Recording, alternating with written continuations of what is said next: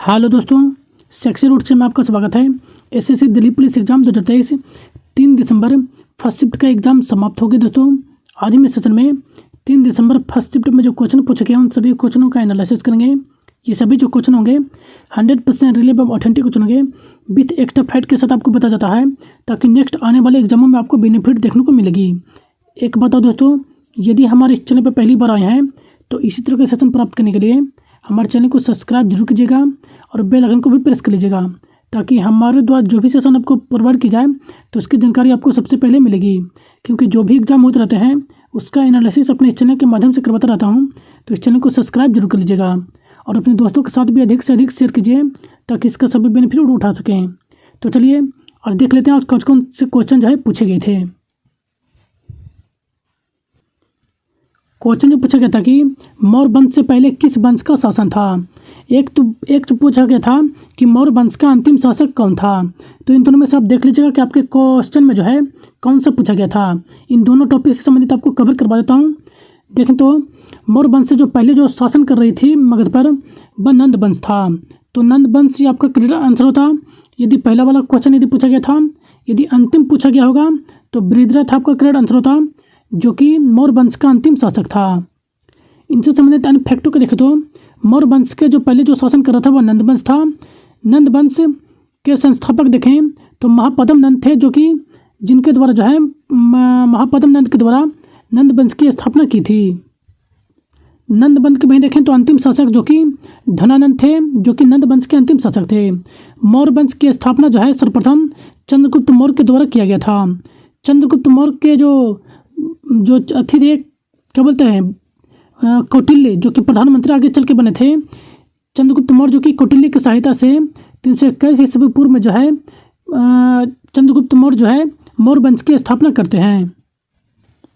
चंद्रगुप्त मौर्य को जो है ग्रीक लेखकों के द्वारा जो है इनको सेंट्रोकोटस शब्द से संबोधित किया गया है।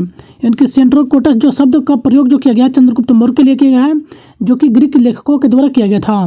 मेगास्थनीज जो कि चंद्रगुप्त दौर के यूनानी एक राजदूत थे, जो कि चंद्रगुप्त मौर्य के दरबार में रहा करते थे। मेगास्थनीज इनकी जो प्रसिद्ध जो पुस्तक है इंडिका, जो कि मोस्ट फेमस है, ये भी ध्यान में रखेगा। वहीं देखें तो मौर्य वंश के जो अंतिम शासक हैं बृहद्रथ हैं, जिनके सेनापति पुष्यमित्र शुंग जो है इनकी हत्या कर देते हैं। और पुष्यमित्र शुंग जो है इस पर जो है 185 से पूर्व शुंग वंश की स्थापना करते हैं। तो इन फैक्ट को भी आप ध्यान में रखेगा। नेक्स्ट क्वेश्चन पूछा गया था भारतीय संविधान के भाग 4 में कितने अनुच्छेद हैं। भारतीय संविधान के भाग 4 में देखें तो कुल 16 अनुच्छेदों का उल्लेख किया गया है। यदि नंबर ऑफ काउंटिंग के अकॉर्डिंग देखें तो कुल 16 अनुच्छेद हैं भाग 4 में। यदि काउंटिंग के अकॉर्डिंग पूछा गया था तो 16 आपका करेक्ट आंसर होता। यदि कहाँ से कहाँ तक वर्णन है भाग 4, तो यदि देखें तो अनुच्छेद 36 से लेकर 51 तक जो है भाग 4 में वर्णन किया गया है। तो आप देख लीजिएगा कि आपके क्वेश्चन जो है किस रूप में पूछे गए थे। भाग 4 जिसमें जो है नीति निर्देशक तत्वों का उल्लेख किया गया है, तो इन फैक्ट को ध्यान में रखेगा। इनसे संबंधित अन्य फैक्टों को देखें तो भाग 4 जिसमें संघ एवं राज्य क्षेत्र का उल्लेख किया गया, जिसमें अनुच्छेद 1 से लेकर 4 तक है। भाग 2 जिसमें नागरिकता से संबंधित प्रावधान किए गए हैं, जो कि अनुच्छेद 5 से लेकर 11 तक वर्णन है। भाग 3 जिसमें मौलिक अधिकार प्रदान किए गए हैं, यह जिसका जो वर्णन है अनुच्छेद 12 से लेकर 35 तक किया गया है। भाग 4 जिसमें राज्य के नीति निर्देशक तत्वों का उल्लेख किया गया है, जो कि अनुच्छेद 36 से लेकर 51 तक वर्णन है। तो इन फैक्ट को भी ध्यान में रखेगा। नेक्स्ट क्वेश्चन पूछा गया था विवेकानंद के द्वारा लिखी गई पुस्तक कौन सी है। तो विवेकानंद की पुस्तक पूछा गया था, तो इसका ऑप्शन तो हमें करेक्ट नहीं प्राप्त हो पाए थे। तो इनके द्वारा जो भी महत्वपूर्ण पुस्तकें लिखी गई उनको आपको बता देता हूँ। आप देख लीजिएगा कि आपके ऑप्शन में कौन कौन से दिए गए थे। विवेकानंद के द्वारा जो लिखी गई प्रमुख जो पुस्तकें हैं, जिनमें कर्मयोगी, राजयोग, ज्ञान योग, भक्ति योग, मेरे गुरु, ये सभी जो प्रमुख पुस्तकें हैं जो कि विवेकानंद के द्वारा लिखे गए थे। तो इनमें से देख लीजिएगा कि आपके ऑप्शन में कौन से दिए गए थे। नेक्स्ट क्वेश्चन पूछा गया था सितारा देवी किस नृत्य से संबंधित हैं। सितारा देवी जो कि कथक से संबंधित है, तो कथक आपका करेक्ट आंसर होता। सितारा देवी जिनका जो संबंध है वो कथक से है। वह देखें तो कथक की उत्पत्ति जो कि ब्रजभूमि की रासलीला से हुई है, यह जो कि उत्तर प्रदेश का एक पारंपरिक नृत्य है। कथक नृत्य के अन्य प्रमुख कलाकारों को देखें तो बिरजू महाराज, लक्ष्मण महाराज, सितारा देवी, दमयंती जोशीरी, ये सभी जो इन सभी का जो संबंध है कथक से, तो इन सभी प्रमुख कलाकारों को भी ध्यान में रखेगा। नेक्स्ट क्वेश्चन पूछा गया था, कोशिका के केंद्र की खोज किसने की थी? तो कोशिका की केंद्र की खोज जो है रॉबर्ट ब्राउन के द्वारा किया गया था। तो रॉबर्ट ब्राउन आपका करेक्ट आंसर था। कोशिका से संबंधित एक क्वेश्चन पूछे गए थे, तो कोशिका से संबंधित जितने भी इंपॉर्टेंट फैक्ट है आपको कवर करवा देता हूँ। अब देख लीजिएगा कि क्वेश्चन आपको किस रूप में पूछे गए थे, लेकिन कोशिका से क्वेश्चन पूछे गए थे। चलिए इनसे संबंधित फैक्टों को देख लेते हैं।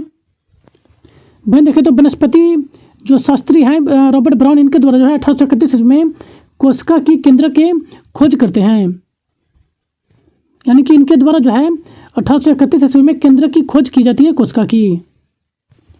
एक नाभिक होता है जो कि यूकैरियोटिक कोशिकाओं में पाया जाता है, जो कि एक कोशिकांग है जो कि झिल्लियों से घिरा होता है। भाई देखें तो केंद्र का मुख्य जो कार्य होते हैं कोशिका के डीएनए का संचय करना होता है, यानी कि डीएनए का जो संचय है वो केंद्रक में ही रहता है। नेक्स्ट देखें तो सर्वप्रथम कोशिका की जो खोज है रॉबर्ट हुक के द्वारा 1665 ईस्वी में की गई थी, जो कि एक बोतल के कॉर्क की थी, जो कि एक मृत कोशिका थी। भाई देखें तो कोशिका शब्द जो कि रॉबर्ट हुक के द्वारा दिया गया था। नेक्स्ट, जबकि सर्वप्रथम जो है एंटोनियो बॉन लुवेनहॉक के द्वारा 1664 ईस्वी में जो है जीवित कोशिका की खोज करते हैं। तो इन दोनों को आप ध्यान में रखेगा, इन दोनों में से देख लीजिएगा कि जीवित कोशिका पूछा गया था या मृत कोशिका पूछा गया था। यदि जीवित कोशिका देखा जाए तो लुवेनहॉक के द्वारा खोज किया गया था 1664 में। मृत कोशिका की खोज जो है रॉबर्ट हुक के द्वारा किया गया था। नेक्स्ट देखें तो सबसे छोटी जो कोशिका होती है वह पीपी येलो यानी कि माइकोप्लाज्मा की होती है, जो कि सबसे छोटी कोशिका होता है, जबकि सबसे बड़ी जो कोशिका होती है वह शुतुरमुर्ग के अंडे की होती है। वहीं देखें तो मानव तंत्रिका कोशिका जो कि सबसे लंबी पशु कोशिका है, जबकि सबसे लंबी कोशिकांग जो है यह न्यूरॉन है।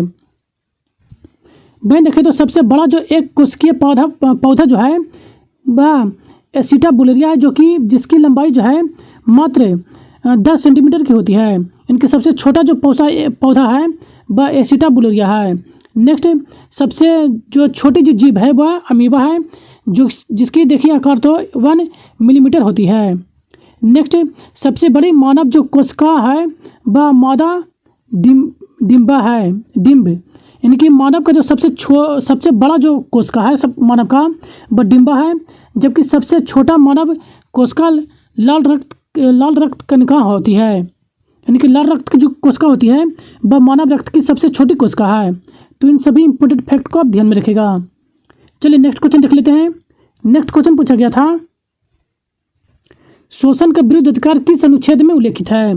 तो शोषण के विरुद्ध का अधिकार का जो उल्लेख जो किया गया है, जो वर्णन है वह अनुच्छेद 23-24 में वर्णन है।